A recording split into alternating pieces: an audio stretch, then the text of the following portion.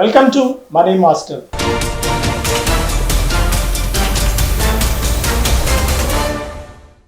Two 2026 high ఎక్స్పెక్టేషన్స్తో ప్రారంభమైంది. So ఈ పాయింట్ ఆఫ్ టైంలో మార్కెట్స్లో చాలా చాలా చాలా డబ్బులు ఈసారి వస్తాయని అందరూ ఆశించినప్పటికీ అందుకు భిన్నంగా పరిస్థితులు జాతీయంగా అంతర్జాతీయంగా మనం చూస్తున్నాం.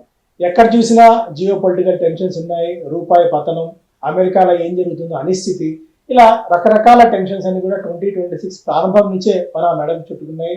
ఈ పాయింట్ ఆఫ్ టైంలో రీటైల్ ఇన్వెస్టర్స్ సొమ్ము చేసుకోవడం అంత ఈజీ అయిన పనా? నిజంగా 2026 మన దగ్గరికి డబ్బులు ఇస్తుందా? ఈ పాయింట్స్ అన్ని కూడా మనం మాట్లాడుకుందాం. సో పరిచయం అవసరం లేని వ్యక్తి, మార్కెట్స్ దాదాపు 3.5-4 దశాబ్దాల సుదీర్ఘమైన అనుభవం ఉన్న ప్రభల బాలసుబ్రహ్మణ్యం గారు మనతో ఉన్నారు. గతంలో మనం అనేక టీవీ ఛానల్స్లో వేలాది లైవ్ షోస్లో ఆయన సుదీర్ఘ కాలం పాటు మీ అందరికీ చిరపరిస్థితులు. కొత్తగా ప్రత్యేకించి నేను బాలాగారి పరిచయం చేయాల్సిన అవసరం లేదు. బట్ అయినా ఈ లాస్ట్ 2 to 3 yearsలో చాలా మంది కొత్తగా మార్కెట్స్లోకి వచ్చారు కాబట్టి కొద్దిగా బాలాగారు అసలు మార్కెట్స్ ఎక్స్పీరియన్స్ గురించి 2026లో ఎక్స్పెక్టేషన్స్ అండ్ ఏ రంగాల మీద మనం మేజర్గా ఫోకస్ చేయాలన్న అంశాలతో పాటు ఒక ఎడ్యుకేటివ్ సిరీస్ లాగా ఈ కార్యక్రమాన్ని మనం నిర్వహించుకుంటున్నాము.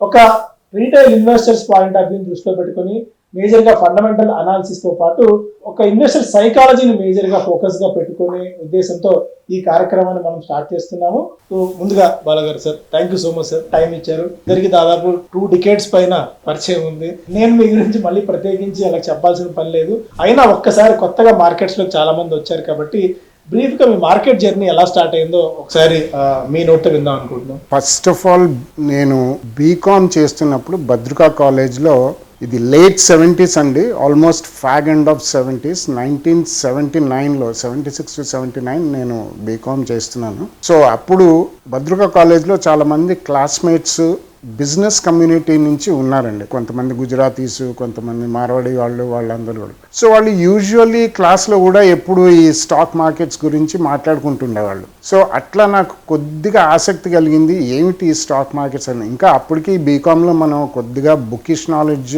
నేర్చుకున్నా, బుక్స్లో చదువుకున్నా, అసలు ఏమిటి ఈ స్టాక్ మార్కెట్, ఎందుకు వీళ్ళందరూ ఇట్లా మాట్లాడుతున్నా, అట్లా మెల్లిమెల్లిగా ఆ స్నేహం వాళ్ళతో ఎక్కువయ్యి నా పైన అక్కడి నుంచి మొదలైందండి. సో ప్రిసైజ్గా 1979 అనే చెప్తాను. 1979లో మొదలు పెట్టాను. సో 1980 నుంచి ఇప్పటిదాకా I think I almost spent about 45-46 years complete అయిపోయింది మార్కెట్లో. సో అలా నాకు ఆసక్తి కలగడం, తర్వాత నేను కొద్దిగా మ్యాగజైన్స్లో చదవడం.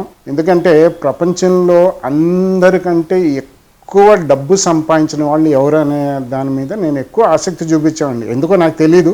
But somehow the richest people in the world అని అప్పట్లో ఫోర్బ్స్ అండ్ ఫార్చ్యూన్ అని 2 మ్యాగజైన్స్ వచ్చాయండి, ఇప్పటికీ వస్తున్నాయి ఆ 2 కూడా. అందులో top 100 richest people in the world అని లిస్ట్ వచ్చేది. సో అవి నేను అబిట్స్లో సెకండ్ హ్యాండ్ పుస్తకాలు ప్రతి ఆదివారం అమ్ముతుండేవాళ్ళు, అక్కడికి వెళ్ళి కొనుక్కొచ్చుకుంటున్నాను 5 రూపాయలకి 10 రూపాయలకి. అట్లా నేను అన్నీ కొద్దిగా చదివితే అందరికంటే సంపన్నులు ప్రపంచంలో మ్యాక్సిమం స్టాక్స్ ఎవరి దగ్గర అయితే ఏమున్నాయో దాని వాల్యుయేషన్ ఎంతో దాన్ని బట్టే తేల్చారు. అంతకుముందు కొంతమంది ఇప్పుడు రాజులు మహారాజులు అంటే kingdom of Saudi Arabia or గల్ఫ్లో చూసుకుంటే చాలామంది ఇప్పటికి కూడా ఆ మొనార్కీస్ అనేవి పనిచేస్తున్నాయి. కాబట్టి వాళ్ళ క్లాసిఫికేషన్ వేరే, self made richest people in the world వాళ్ళ క్లాసిఫికేషన్ వేరే ఉండదు. అది నేను చదివిన తర్వాత నాకు అర్థమైంది ఏంటంటే వీళ్ళ దగ్గర వాళ్ళ కంపెనీ ఓనర్స్ కానీ లేదు వాళ్ళు కొన్న షేర్స్ కానీ వాల్యుయేషన్ ఇంత ఉంది కాబట్టి వాళ్ళు ప్రపంచంలో అందరికంటే సంపన్నులు అని నేర్చుకున్నాను. అప్పటి నుంచి ఆసక్తి పెరిగింది. దాని తర్వాత అందులో నేను కంప్లీట్లీ మునగడం జరిగిపోయింది. సో ఆ రోజు నుంచి నేను అలా పైనుంచి ఆల్మోస్ట్ 4.5 decades నుంచి నేను మార్కెట్లో వచ్చానండి. సో మార్కెట్లో ఒక మాట అంటారు, మార్కెట్స్లోకి రావడమే మన చేతుల్లో ఉంది కానీ మార్కెట్స్ నుంచి వెళ్ళిపోవడం అనేది మన చేతుల్లో లేదు అని చెప్పి. ఒకసారి వచ్చిన తర్వాత బ్లాక్ హోల్ లాగా తనకి తాను లోపల తప్ప బయటికి రావడం కష్టం. సార్ ఈ ఇన్నేళ్ల జర్నీలో అంటే నేను ఇంకా తక్కువ చెప్పాను, స్టార్టింగ్లో 3.5 decades అని, ఈ లెక్కన 4 decades పైన సుదీర్ఘమైన అనుభవంలో మేజర్గా మీరు చూసిన అంటే మీ లైఫ్లో అంటే బాలాగారు అంటే దివీస్ ల్యాబ్స్ అని, ఏషియన్ పెయింట్స్ అని ఒక మార్కెట్లో ఒక ఇది ఉండిపోయింది. ఎందుకంటే మీరు గతంలో చెప్పిన అంటే నేను వివిధ ఛానల్స్లో పనిచేసినప్పుడు న్యూస్ ఛానల్స్లో అంటే అటు సాక్షిలో మొదలు పెడితే ఏబిఎన్లో కానీ సివిఆర్ న్యూస్లో కానీ ఈవెన్ టీవీ5లో కానీ రెగ్యులర్గా షోస్ మనం మాట్లాడుతున్నప్పుడు ఎన్నో స్టాక్స్ కొన్న పదుల సంఖ్యలో స్టాక్స్ మల్టీ బ్యాగర్ రిటర్న్స్ ఇచ్చాయి. ఎకానమీని చాలా డీప్గా చాలా క్లోజ్గా మార్కెట్స్ని సెక్టార్స్ని డీప్ డౌన్ అనాలిసిస్ చేయడంలో మీరు దిట్టారు. అందులో అయితే ఎలాంటి సందేహం లేదు. అతి కొద్ది మంది మార్కెట్స్ ఇండియా వైడే అని చెప్తాను, ఎందుకంటే నేను చాలా మంది అనలిస్ట్తో రెగ్యులర్గా ఇంటరాక్ట్ అవుతుంటాను కాబట్టి వన్ ఆఫ్ ది ఫైనెస్ట్ అనలిస్ట్గా నేను మిమ్మల్ని చెప్తాను.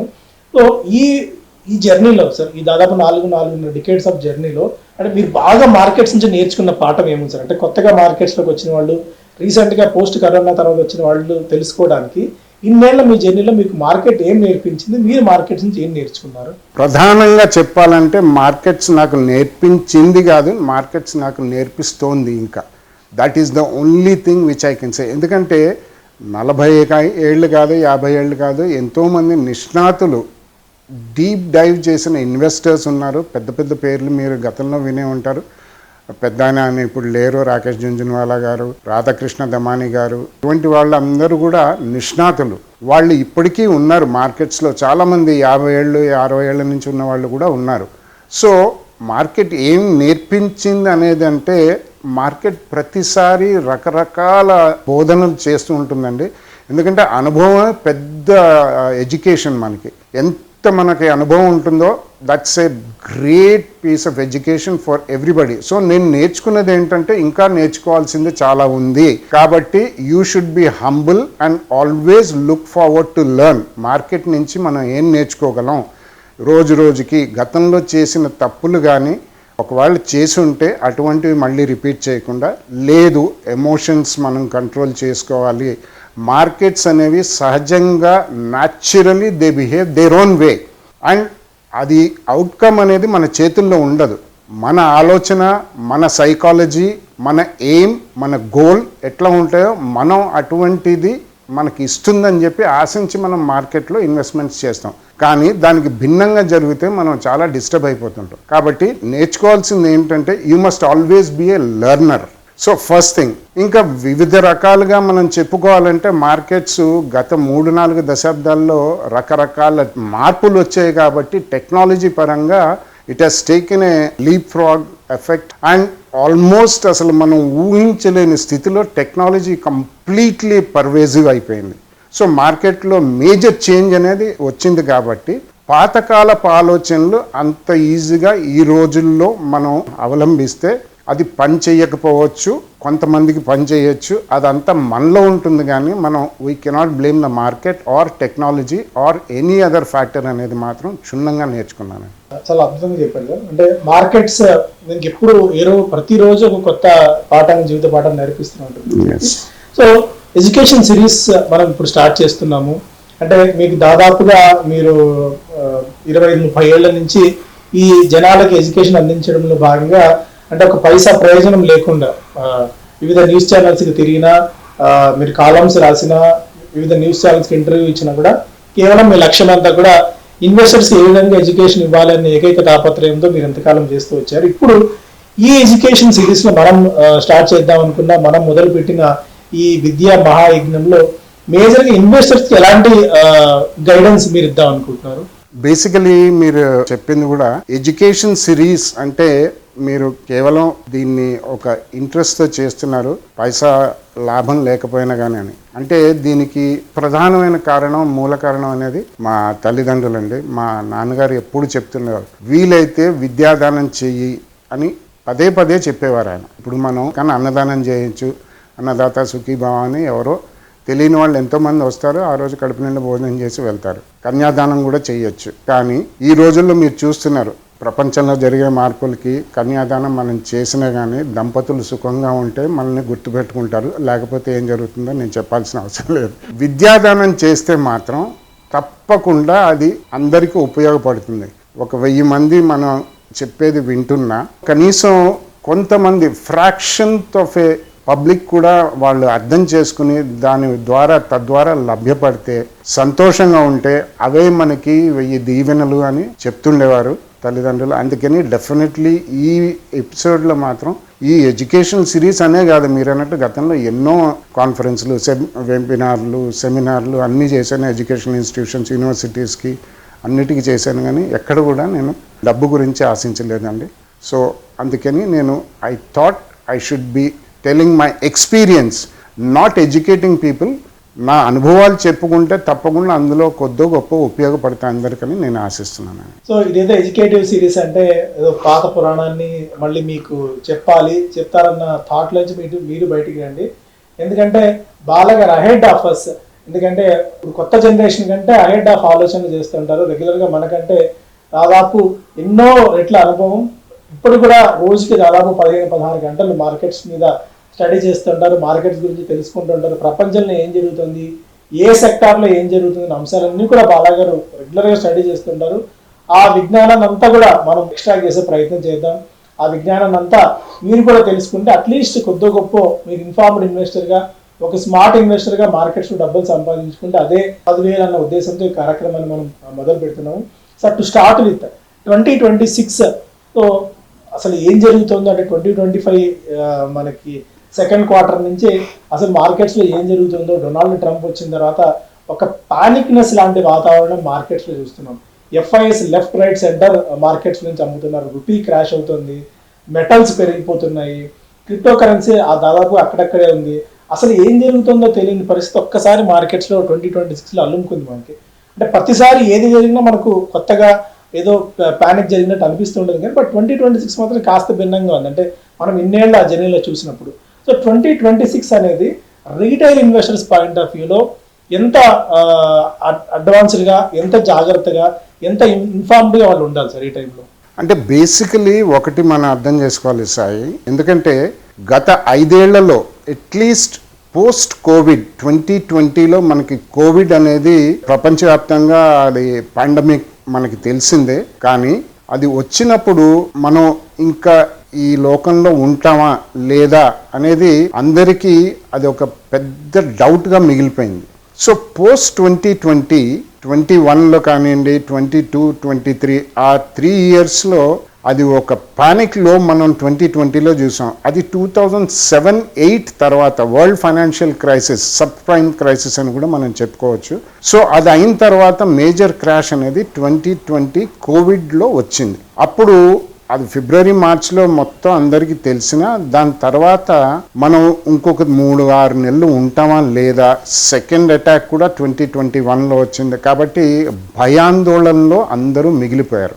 దాని తర్వాత ఎప్పుడైతే మార్కెట్స్ కోలుకున్నాయో, ర్యాపిడ్ డెవలప్మెంట్ ఇన్ టెక్నాలజీ, అంటే extremely fast technology and high speed computing, ఇవన్నీ కూడా చాలా ఫాస్ట్గా పర్కులేట్ అయిపోయినాయి మార్కెట్ వ్యాప్తంగా, అంటే ప్రపంచవ్యాప్తంగా అది జరిగిందండి.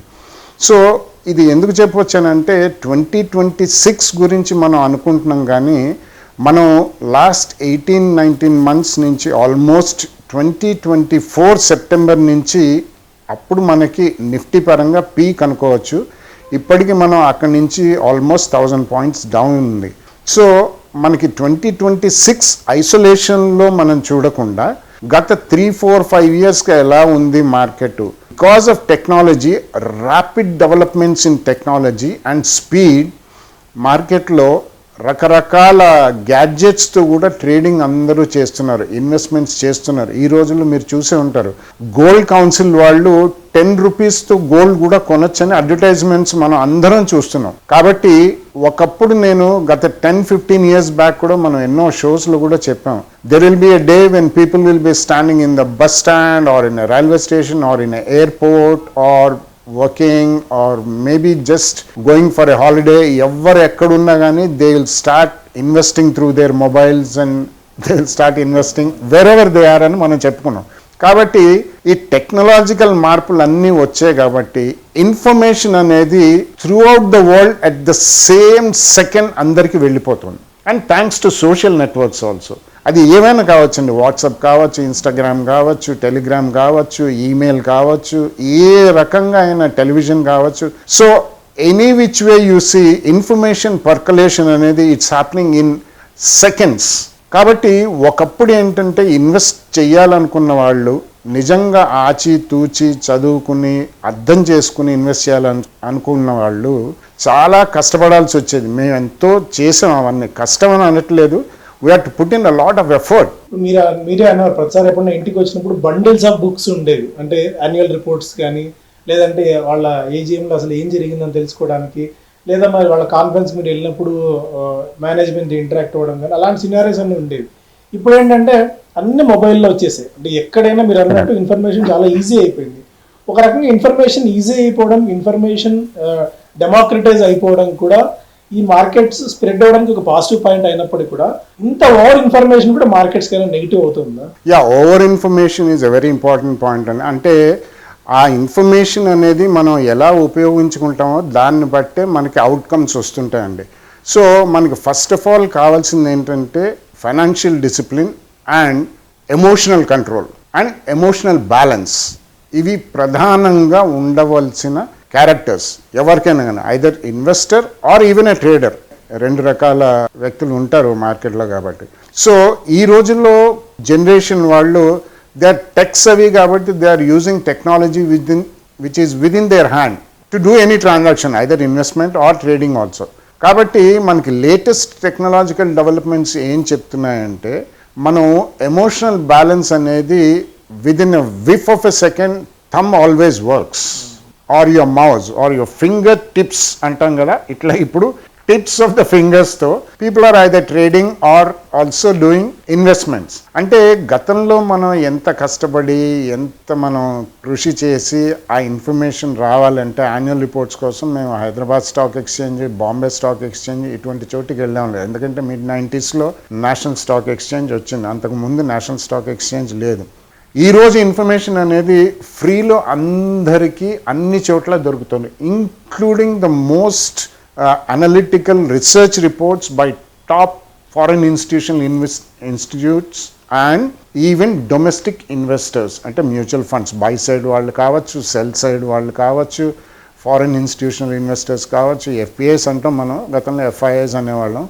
So and BSE, NSE, SEBI, right, రకరకాలుగా ఇన్ఫర్మేషన్ అనేది ఫ్రీలో దొరుకుతుంది. So too much of data is absolutely delusional or devastating, because too much of analysis only leads to paralysis. How we use the information is more important than how much of information we have, and I'm only talking about information, that is not knowledge. So మనం usually ఏమంటే my hunch says అంటాం, నాకు అనిపిస్తుందని. So first level is hunch, second level is information. So hunch అయిన తర్వాత my information says this may happen or this may not happen అని చెప్పి. The third is knowledge. Hunch, information, knowledge. Knowledge అంటే I know I'm knowledgeable because so much of information is available when I go through it. మనం అవన్నీ చదువుకున్న తర్వాత రకరకాల research reports అనండి, annual reports అనండి, ఏదైనా అనండి, మై నాలెడ్జ్ సేస్ అని అంటాం. ఆఫ్టర్ నాలెడ్జ్ వాట్ అంటే నాలెడ్జ్ తర్వాత ఏంటనే క్వశ్చన్ వేస్తే there the world comes to a full stop. Knowledge తర్వాత wisdom. When knowledge is crystallised it becomes wisdom and wise people come out of it.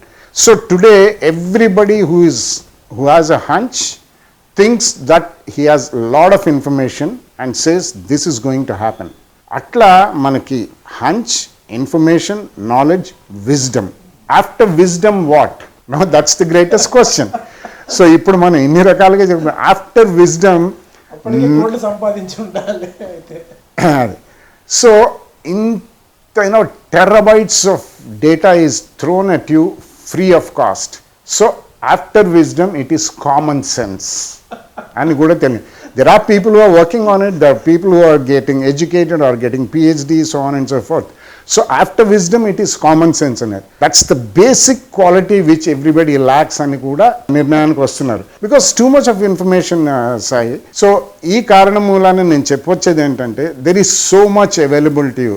The dividend of democratized data can only be used meaningfully, otherwise it will become delusional and devastating. So beware of data.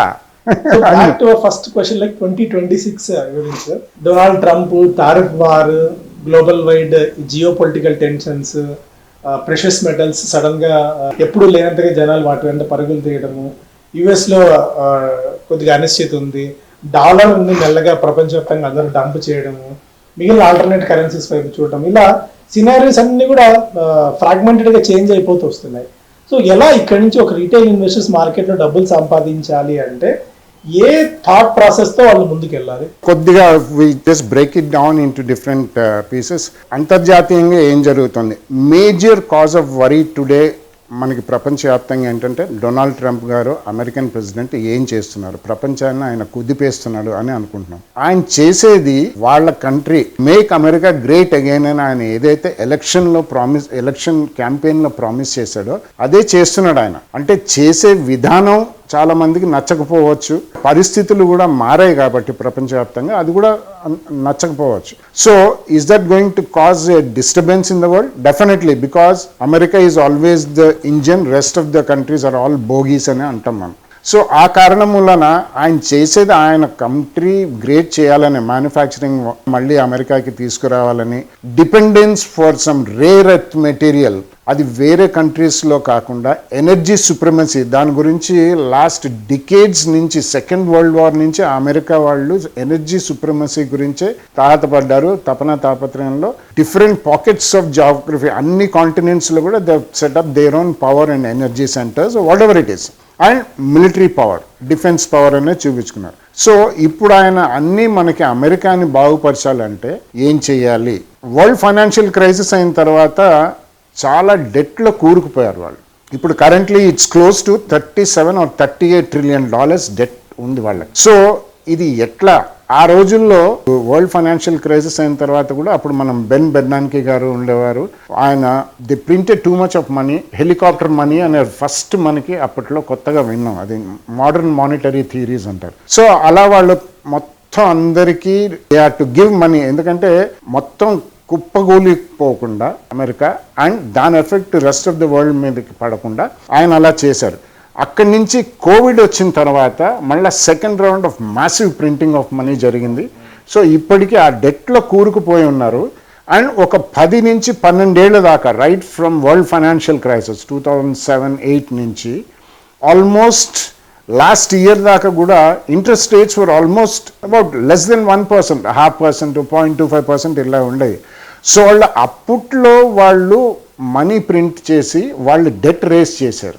ఇప్పుడు next year నుంచి, ఈ year నుంచి కూడా ఆ debt అంతా రెన్యువల్కి వస్తుంది. కానీ అక్కడ ఇంట్రెస్ట్ రేట్స్ ఏమో తగ్గట్లేదు. క్లోజ్ టు అబౌట్ 3.5 to 4% ఉన్నాయి. 10 year, 20 year, 30 year eels, 5 year, 2 years. And ఈ రోజుల్లో ఎవరు కూడా లాంగర్ టర్మ్ డెట్ కొనుక్కోవడానికి రెడీగా లేరు. షార్ట్ టర్మ్ డెటే కావాలి, ఎందుకంటే నమ్మకాలు పోయినాయి, కరెన్సీ మీద పోయినాయి. అండ్ సెకండ్లీ మనకి ఇన్ఫ్లేషన్ అనండి, ఏదన్నా అనండి, మనకు వచ్చి ఆ మీగర్ ఈల్డ్ అనేది, సో కరెన్సీ మీద నమ్మకం పోయింది.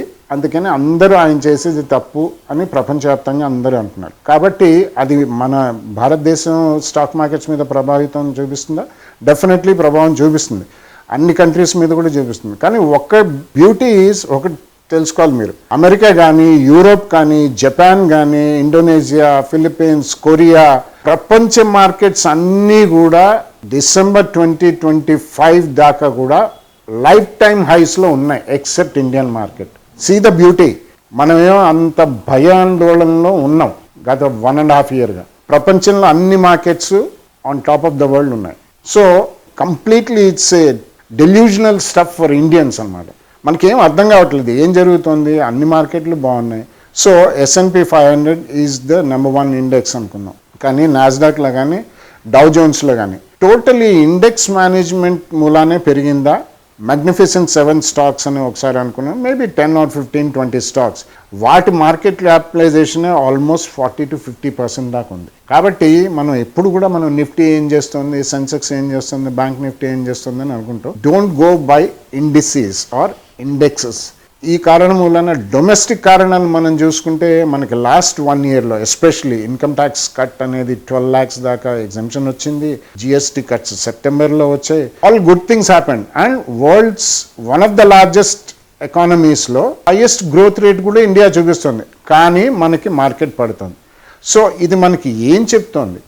Economic growth has no relevance or it's not directly connected to the stock market returns. So ఇది definitely we have to drill it in to our minds. Economy బాగుంది, ఈ year కూడా 6.8 to 7.2 వస్తుందని నిన్ననే economic సర్వేలో చెప్పారు అనంత్ నాగేశ్వరన్ గారు.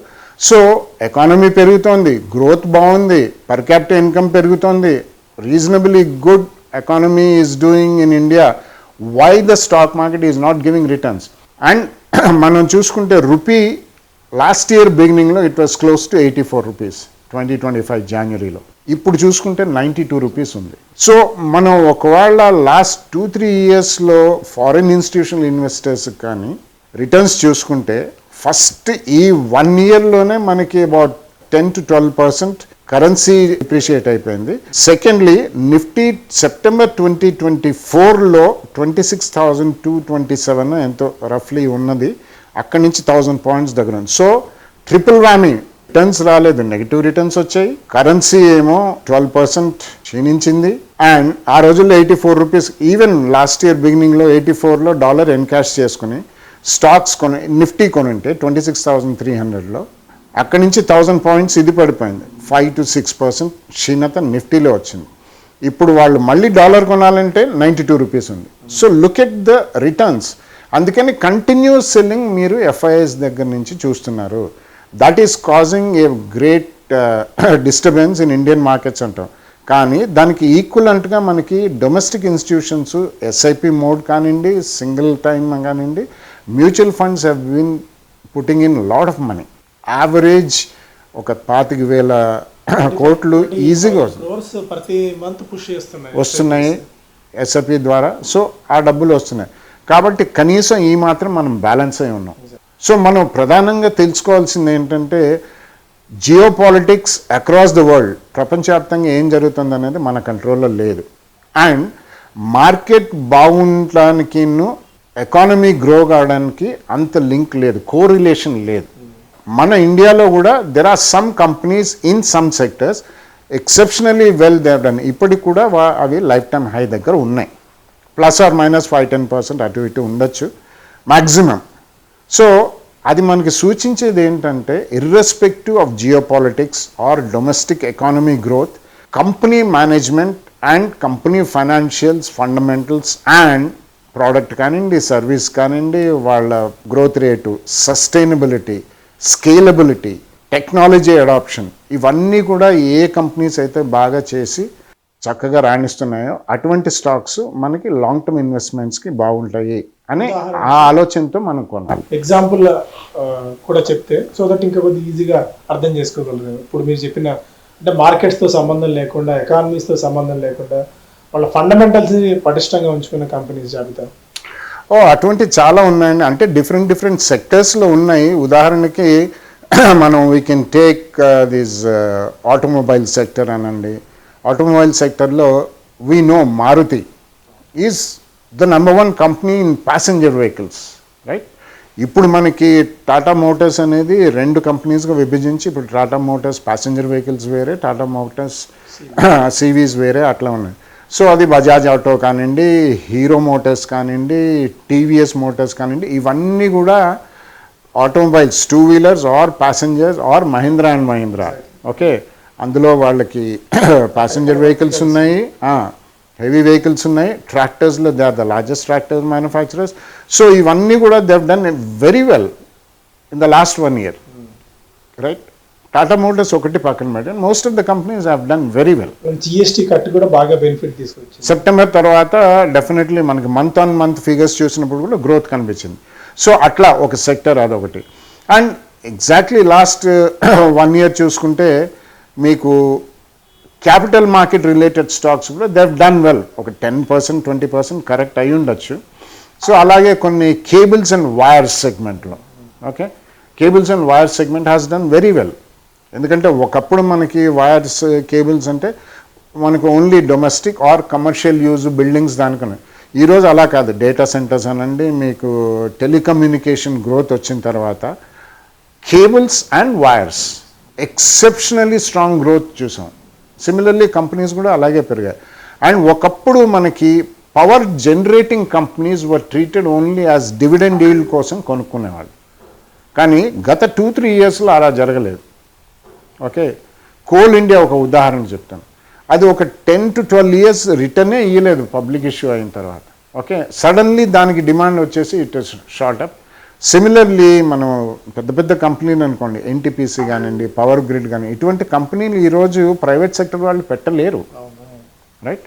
సో అటువంటి కంపెనీస్ ఒకప్పుడు ఏవైతే మనకి డివిడెండ్ ఈల్డ్కి పనికొస్తాయి అనుకునే వాళ్ళు, అవి suddenly they become growth companies. ఎందుకంటే ఎక్స్పోనెన్షియల్ కన్జంప్షన్ ఆఫ్ ఎనర్జీ అనేది it is a reality now. చిన్న ఉదాహరణ చెప్తాను. ఇప్పుడు మనం ఒక గూగుల్లో కంప్యూటర్ మీద ఒక టెక్స్ట్ రూపేణ మనం ఏదైనా క్వశ్చన్ అడిగామనుకోండి, okay, show me the best hotels in and around అని, దానికి 1 యూనిట్ ఆఫ్ పవర్ అవుతుంది. అదే మనం చాట్ జీపీటీ కానివ్వండి, ఏదన్నా ఒక ఏఐ బేస్డ్తో మనం మాట్లాడితే రిజల్ట్ సేమే వస్తాయి, కానీ దానికి 10 యూనిట్స్ ఆఫ్ పవర్ అవుతుంది, 10 times మోర్. కాబట్టి సడన్లీ ప్రపంచవ్యాప్తంగా మనకి power generating companies, so power generating companies పెరిగితే గ్రోత్ కంపెనీస్ అయితే, ఒకప్పుడు యూటిలిటీస్ అనేవారు, now they become growth companies. So దాని periphery equipment manufacturers, infrastructure providers, right, EPC contractors, logistics, transmission and distribution, ఇవన్నీ కూడా కంప్లీట్ సెగ్మెంట్ అనేది మనం బాగా రాణించడం చూసాం లాస్ట్ 3-4 years. సో ఇట్లా మనకి ఏది నెక్స్ట్ మెగా ట్రెండ్ ఏది అని దాన్ని బట్టి మనం అందులో ఒక సెక్టర్ ఎంచుకోవడం, ఆ సెక్టర్లో ఏ కంపెనీస్ బాగా రాణిస్తాయో దానికి గత చరిత్ర ఉంటే చూసి దాని ద్వారా మనం కొద్దిగా తెలుసుకుని ఆచితూచి డెసిషన్ తీసుకోవడం అనేది better. Out of the subject అనుకోవచ్చేది, బట్ ఎడ్యుకేషన్ సిరీస్కి కొద్దిగా భిన్నంగా అనుకోవచ్చు. అంటే మీరు అడిగిన దానికి కంటిన్యూషన్ ఒక క్వశ్చన్గా, సో పవర్ థీమ్ అనేది చాలా డిస్కషన్ ఇప్పుడు అవుతుంది, డేటా సెంటర్స్ పవర్ థీమ్ అనేది. సో ఈ పవర్లో మీరు అన్నారు కంపెనీ పెట్టాలి అంటే ఇంపాసిబుల్, అది ఎవరి వల్ల అయ్యే పని కాదు. ప్లస్ ఒక పవర్ గ్రిడ్ లాంటి కంపెనీస్ పెట్టాలంటే కూడా ఎవరి వల్ల అయ్యే పని కాదు.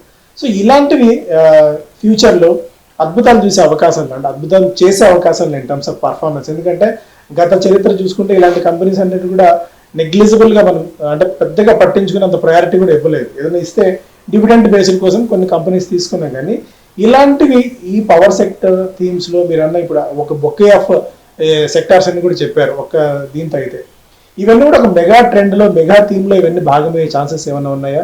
మేబీ ఒక 5 years down the lane, 10 years down the lane. డెఫినెట్గా అండి, energy is going to be the most important theme. ఎందుకంటే మీకు నాట్ ఓన్లీ ఇప్పుడు మనం only data centres, artificial intelligence అది ఉన్నాం. సో ఆర్టిఫిషియల్ ఇంటెలిజెన్స్ కూడా ఇట్ హెస్ లీప్ ఫ్రాడ్. మనకి గత 5 ఏళ్లలో చూసుకుంటే లాస్ట్ 2 yearsలో almost anywhere between $1.5 to $2 trillion అనేది ఇన్వెస్ట్మెంట్స్ ఓన్లీ ఆర్టిఫిషియల్ ఇంటెలిజెన్స్ ఇన్ఫ్రాస్ట్రక్చర్లో అమెరికాలోనే జరిగింది, టాప్ కంపెనీస్ అనేది, which is a staggering some of money. So ఇంకా దానికి మానిటైజేషన్కి రాలేదు. సో అది కన్జ్యూమర్కా లేకపోతే బిజినెస్ టు బిజినెస్సా లేకపోతే బిజినెస్ టు గవర్నమెంటా అనేది రకరకాల ఏఐ థీమ్స్ అనేది వస్తున్నాయి, మెషిన్ లెర్నింగ్ అనండి, ఆర్టిఫిషియల్ ఇంటెలిజెన్స్ అనండి. సో అది మనకి కన్జ్యూమర్ లెవెల్కి వచ్చేసరికి energy consumption will explode. Especially మనం ఇండియా తీసుకుంటే currently we are anywhere between $2,500 to $3,000 మధ్యలో per annum per capita income లెవెల్లో ఉన్నాం. అట్లీస్ట్ బై 2030, ఇంకొక రాబోయే 4-5 years లోపల, 2030 కాబట్టి 2031 లోపల మనకి ఇక్కడ నుంచి డబుల్ అయ్యే అవకాశం ఉంది. So let us put it as $5,000 per annum per capita income. So $2,500 to $2,700, $800 ఉన్నప్పుడు రోటీ కపడావారు మకాన్ మనకి బేసిక్ నెసెసిటీస్ అనేది కొద్దిగా తీరిన తర్వాత నెక్స్ట్ లెవెల్ ఆఫ్ కన్జంప్షన్ అనేది ఈ రోజుల్లో టెక్నాలజీ పరంగా గ్యాడ్జెట్స్ ద్వారానే అవుతుంది. ఒకప్పుడు మనం కూరగాయలు కానివ్వండి, పళ్ళు కానివ్వండి, ప్రొవిజన్స్ కానివ్వండి, కిరాణా షాప్కి, పచారీ షాప్కి నడుచుకుంటూ వెళ్ళి ఇంటి దగ్గర ఉన్న దాని దగ్గర కొనుక్కొచ్చాడు. ఈరోజు బ్లింకిట్, జెప్టో అన్ని రకాలుగా ఎవ్వరు కూడా బయటికి వెళ్ళి కొనుక్కొచ్చే పరిస్థితి లేదు. So technology is enabling us to even shop sitting at home. అందుకని ఎనర్జీ కన్జంప్షన్ అనేది ఎక్స్ప్లోడ్ అవ్వడం మాత్రం ఖాయం ఎట్టి పరిస్థితుల్లో. సెకండ్ సైడ్ ఆఫ్ ఇట్ చూస్తే గతంలో only conventional energy, coal based thermal power కానివ్వండి ఆర్ హైడ్రో పవర్ కానివ్వండి, ఇటువంటివి కన్వెన్షనల్ థీమ్స్ ఉండేవి. ఈరోజు అలా కాదు. రెన్యూవబుల్ ఎనర్జీలో మనకి విండ్ కానివ్వండి, సోలార్ కానివ్వండి, ఇవన్నీ రకరకాలుగా వచ్చేసినాయి. అండ్ కాస్ట్ ఆఫ్ టెక్నాలజీ ఒక 10-12 ఏళ్ల క్రితం చూసుకుంటే మీరు solar energy, thermal energy or wind energy ఈ మూడు చూసుకుంటే పర్ మెగావాట్ థర్మల్ ఎనర్జీకి 5 to 6 crores అయితే సోలార్ ఎనర్జీ దానికి 18 to 20 crores అయ్యేది. And cost per unit of power solar or wind per unit of power కూడా సోలార్ ఆర్ విండ్ అయితే 18 to 20, 21, 22 అట్లా ఉండేది. ఇప్పుడు అది బిలో 2 rupeesకి పడిపోయింది. ఎందుకంటే ఆ సిలికాన్ వేఫర్స్ ఒకప్పుడు ఫోటోవోల్టాయిక్ సెల్స్ అనేవాళ్ళం మనం. ఒక్కొక్క ఫోటోవోల్టాయిక్ సెల్స్ మోయడానికి 4 కావాల్సింది. ఇప్పుడు థిన్ ఫిలిమ్స్ అది రోల్ చేసుకుని ఇలా పరిచేయచ్చు. కొత్త కొత్త పెయింట్స్ కూడా వచ్చాయి. ఇప్పుడు రూఫ్ టాప్ పెయింట్స్. ఇప్పుడు ఒక పీటర్ డైమండేస్ గారని ఆయన ఒక థియరీ కూడా చెప్పారు. What happens when consumer of electricity becomes the producer of electricity. చాలా విచిత్రంగా ఉంటుంది వినడానికి కూడా. సో వాళ్ళని ప్రొజ్యూమర్స్ అన్నారు, నాట్ కన్జ్యూమర్స్, ప్రొడ్యూసర్స్. సో మన ఇంటి రూఫ్ టాప్ మీద మనం సోలార్ ప్యానెల్స్ అవి పెట్టుకుని మన ఇంటికి కావాల్సింది 100 watts అయితే ఉదాహరణకి, ఓకే, ఆర్ 100 units అయితే మనం 110 units అది ఎనర్జీ ప్రొడ్యూస్ చేస్తే ఆ 10 units you're putting it back in to the grid and you're selling that. అటువంటి స్మార్ట్ గ్రిడ్స్ కూడా వచ్చేసినాయి. సో ఇలా మనకి ఎక్స్ప్లోజివ్ గ్రోత్ అనేది ఎనర్జీలో డిఫరెంట్ పెరిఫరల్స్లో ఉంటుంది. ఎన్ని చెప్పుకున్నా మనం ఎన్ని మాట్లాడుకున్నా స్పెసిఫిక్గా మనం ఆ పాయింట్లోకి వచ్చినప్పుడు ఇప్పుడు ఒక ఉదాహరణగా మనం ఎన్టీపీసీ మాట్లాడుకున్నాం, ఒక పవర్ గ్రిడ్ మాట్లాడుకున్నాం, లేదా ఒక కూల్ ఇండియా మాట్లాడుకున్నాం. సో ఇలా ఈ స్పెసిఫిక్ సెక్టార్స్లో ఒక లీడర్స్గా అనుకున్న పేర్లు ఏమైనా మనం అనుకోవచ్చా? చెప్పిన పేర్లు అన్ని లీడర్స్ అండి. They are definitely all leaders. ఎందుకంటే ఇప్పుడు మీకు సోలారు, విండ్ పవర్ ఇవన్నీ అంటే there will be smaller companies. ఈ మధ్య లాస్ట్ 2-3 yearsలో చాలా ఇష్యూస్ వచ్చాయి. అటువంటివన్నీ కూడా they will be very small pockets. అవన్నీ కూడా గ్రిడ్కి వెళ్తాయి. ఇప్పుడు పవర్ గ్రిడ్ గురించి చెప్పాం. There is no company like power grid in India at all. There cannot be. Country వ్యాప్తంగా ట్రాన్స్మిషన్ స్మార్ట్ గ్రిడ్స్. సో అలా you can't have one more coal India. ఎందుకంటే రేపు కోల్ కన్జంప్షన్ అనేది ఆగిపోతుందా because of this CO2 production, carbon dioxide, అది pollution అనేది? No, it cannot. The only answer will be nuclear. అది security reasons చాలా ఉంటాయి న్యూక్లియర్ పవర్ ఆర్ అండ్ ఒక్కొక్క అంటే ఇప్పుడు స్మాలర్ న్యూక్లియర్ పవర్ ప్లాంట్స్ కూడా వస్తున్నాయి టెక్నాలజీ పరంగా. బట్ ఇప్పటికీ అవి పెట్టాలంటే it takes anywhere between 24 to 36 months. అంత ఈజీ కాదు. అండ్ ఎక్స్పోనెన్షియల్ గ్రోత్ ఉంటుంది పవర్లో. సో ఇప్పుడు తీసుకున్న ఉదాహరణలన్నీ కూడా they are definitely almost like monopoly companies అన్నమాట. సో అది జస్ట్ ఇవన్నీ ఎందుకు చెప్పవచ్చారంటే పేర్లన్నీ కూడా they are not at all recommendations but they are the leaders in that sector. So అట్లా మనం ఒక్కొక్కటి ఆచితూచి తీసుకోవాలి. పవర్ ఎక్విప్మెంట్ మ్యానుఫ్యాక్చరర్స్కి వస్తే there are so many company. Okay, చిన్న చిన్నవన్నీ పక్కన పెట్టండి. ట్రాన్స్ఫార్మర్స్ అనేది ఈరోజు ఎవరన్నా ఆర్డర్ పెడితే అట్లీస్ట్ 24 to 36 months లోపల డెలివరీయే చేయలేమని మేజర్ ట్రాన్స్ఫార్మర్ కంపెనీస్ అన్నీ కూడా చెప్తున్నాయి. ఎందుకంటే they are pre booked. Data centres నుంచి వాళ్ళకి వస్తున్న demand they cannot cope up with. Similarly mining అనుకోండి. ఇప్పుడు మెటల్స్ ఇంత పెరుగుతున్నాయని మనం అనుకుంటున్నాం. మెటల్స్ పెరుగుతున్నాయంటే గోల్డ్కి especially across the world central banks అంటాం మనం. మనకి రిజర్వ్ బ్యాంక్ ఆఫ్ ఇండియా ఎట్లాగో central banks of different countries in the world వాళ్ళకి ఫారిన్ కరెన్సీస్ మీద, నాట్ ఓన్లీ అమెరికన్ డాలర్, వేరే కరెన్సీల మీద ఆర్ వేరే కరెన్సీలు ఇష్యూ చేసే డెట్ మీద నమ్మకం తగ్గుతోంది, క్షీణిస్తుంది. కాబట్టి they are buying up gold. అలాగే గోల్డ్ వెనకాలే మన సిల్వర్కి ఇండస్ట్రియల్ యూసేజ్ కూడా చాలా ఉంది. రాబోయే రోజుల్లో గతంలో మనం ఎన్నోసార్లు ఎన్నో షోల్లో కూడా చెప్పాం, internet of things, internet of everything. ఇప్పుడు మనకి ప్రపంచంలో ఉన్న పాపులేషన్ కంటే 5 times మోర్ గ్యాడ్జెట్స్ ఉంటాయి. ఎఫెక్టివ్లీ మనం ఒక 800 కోట్ల మంది ఉన్నాం అనుకోండి. అందులో ఫ్యామిలీ పరంగా చూసుకుంటే 4th డివైడ్ చేసినా కానీ if there are 200 crore people, there will be 5 times more gadgets. So gadgets కూడా పవర్ యూసేజ్ అనేది ఎక్కువ అవుతుంది. Internet of things, internet of everything. So ఈ కారణం మూలాన మనకి semi conductors is going to be a huge story. ఇప్పుడు data centres, ఒకప్పుడు క్లౌడ్ కంప్యూటింగ్, డేటా సెంటర్స్ నుంచి మనకి టెలికమ్యూనికేషన్, ఇవన్నీ పెరిఫరల్ అనుకోండి. Telecommunication is a major vertical. So అక్కడి నుంచి మనకి it can come to our television, our computer, our laptops, our mobile phones అక్కడికి వస్తుంది. అవి అలా పనిచేస్తున్నాయి. బట్ రాబోయే రోజుల్లో ఆ స్టోరేజ్ అనేది it will move on to your mobile only, directly from satellites. అతి త్వరలో వస్తుంది. ఇప్పుడు మొబైల్ ఫోన్కే 1 TB 2 TB డేటా, టెరాబైట్ డేటా కరెక్ట్ వచ్చేసింది, రైట్. ర్యామ్ కూడా మనకి 8, 12 అట్లా 12/1 TB మినిమం మీరు అన్నట్టు. 8/256 రోజులు కూడా పోయినాయి. ఎందుకంటే కాస్ట్ ఎలక్ట్రానిక్స్లో ఒకటి మనం అర్థం చేసుకోవాలి ఏంటంటే inflation never works, never ever works. Last year మనం 80 inches ultra high definition 4K smart TV చూసాము. అది 1,50,000 ఉంటే ఈ సంవత్సరం అది 1,30,000 ఉంటుంది. నెక్స్ట్ ఇయర్ 1,00,000 రూపాయలకి పడిపోతుంది. సో ఎలక్ట్రానిక్స్లో inflation never works, it's deflation. But volumes పెరుగుతాయి కాబట్టి they make their money there. So ఈ కారణం వలన semi conductors is going to be a huge story. మనకి ఇంకా ఇండియాలో ఇప్పుడిప్పుడే వస్తున్నాయి, ఇంకా నెక్స్ట్ 2-3 yearsలో కంపెనీస్ వస్తాయి.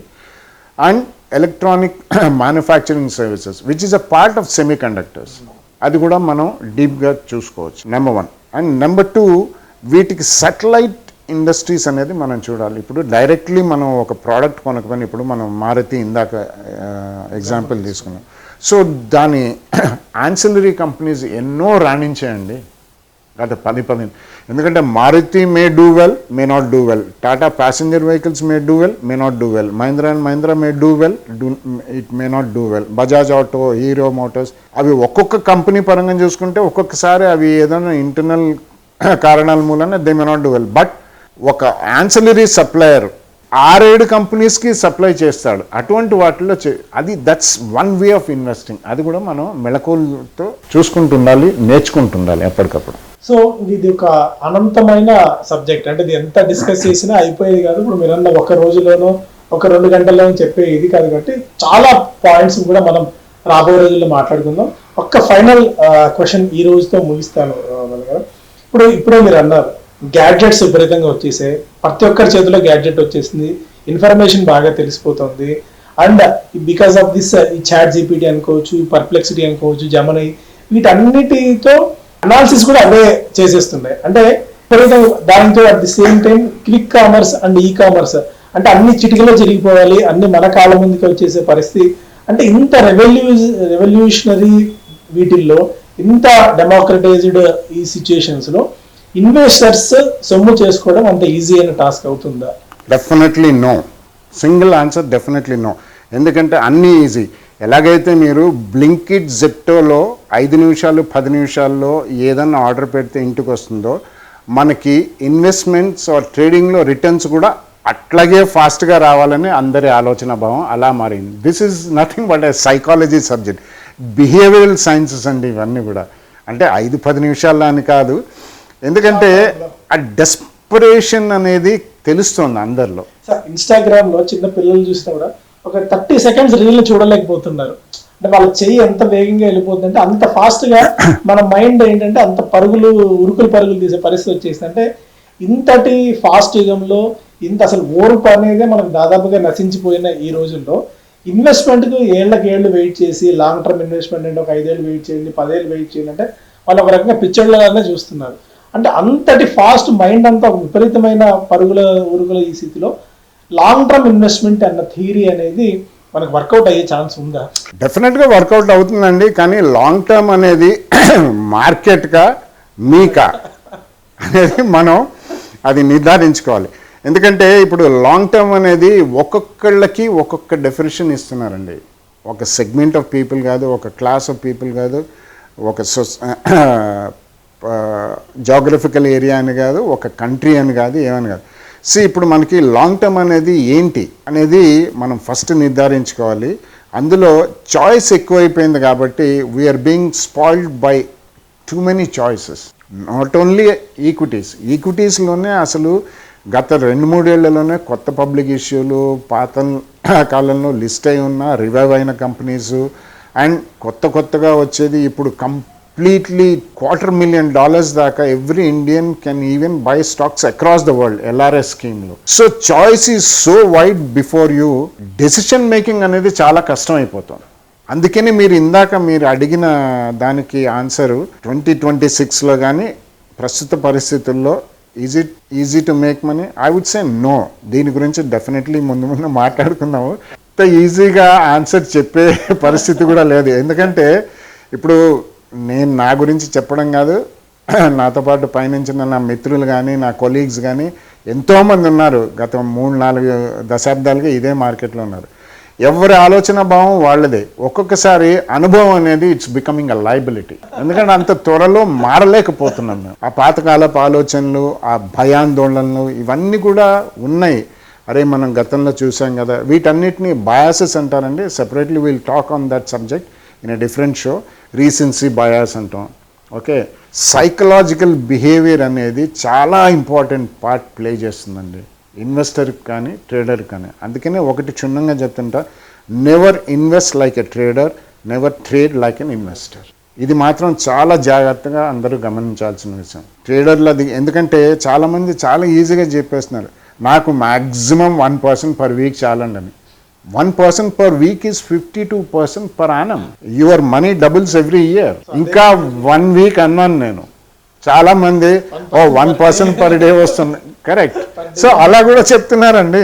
సో అట్లా కూడా మనకి ఆ screen behaves like that because extremely complex mathematical algorithms వచ్చేసినాయి, హై స్పీడ్ కంప్యూటింగ్ వచ్చేసింది, ప్రొప్రైటరీ ట్రేడింగ్ ఫర్మ్స్ వచ్చేసినాయి, హెడ్జ్ ఫండ్స్ ఆర్ ఆపరేటింగ్.